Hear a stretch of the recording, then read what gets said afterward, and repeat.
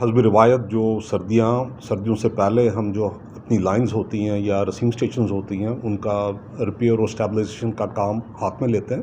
सो अक्टूबर के महीने में हमारी जो भी 33 केवी या 11 केवी की जो लाइंस हैं उनकी स्टेबलाइजेशन के काम किए, और जो लाइंस के साथ साथ जो पेड़ वगैरह होते हैं उनकी जो टहनियाँ वगैरह उनको काटने का काम किया, ताकि बर्फ़बारी के वक्त कम से कम नुकसान और इंटरप्शंस हो।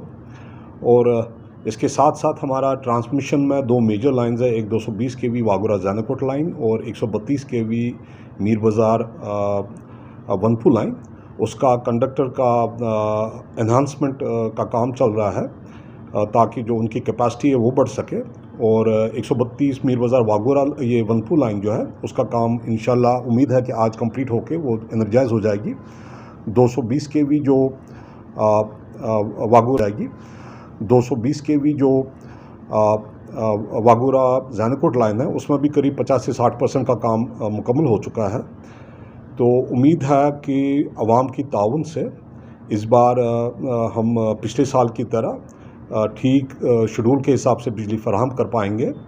और जैसे आपको पता है कि पिछले 3-4 साल पहले जो हमारा पीक लोड सर्दियों में था वो करीब 1200 मेगावाट जाता था। पिछले साल हमने करीब 1750 मेगावाट्स बिजली पीक में फराहम की।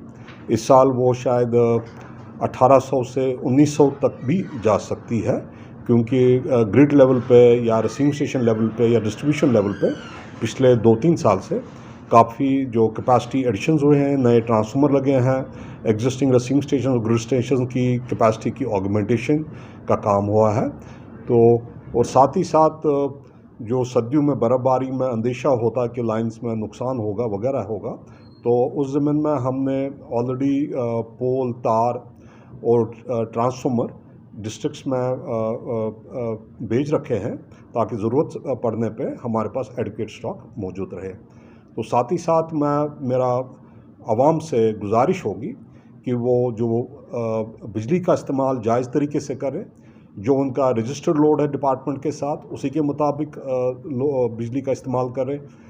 अगर किसी का 1 किलोवाट का एग्रीमेंट है तो उतना ही कर लें। ऐसा नहीं है कि 1 किलोवाट का एग्रीमेंट है वो 3-4 किलोवाट का इस्तेमाल कर लें, क्योंकि यही वजह बनती है कि हमारे जो ट्रांसफार्मर हैं उनकी ओवरलोडिंग होती हैं। फिर हमारे सर्दियों में खासकर ट्रांसफार्मर जल जाते हैं और फीडर्स की ओवरलोडिंग होती है, और हमें ना चाहते हुए भी लोड शेडिंग करनी पड़ती है। सो आवाम से मैं गुजारिश करूँगा कि जायज़ तरीके से अपने लोड के हिसाब से बिजली का इस्तेमाल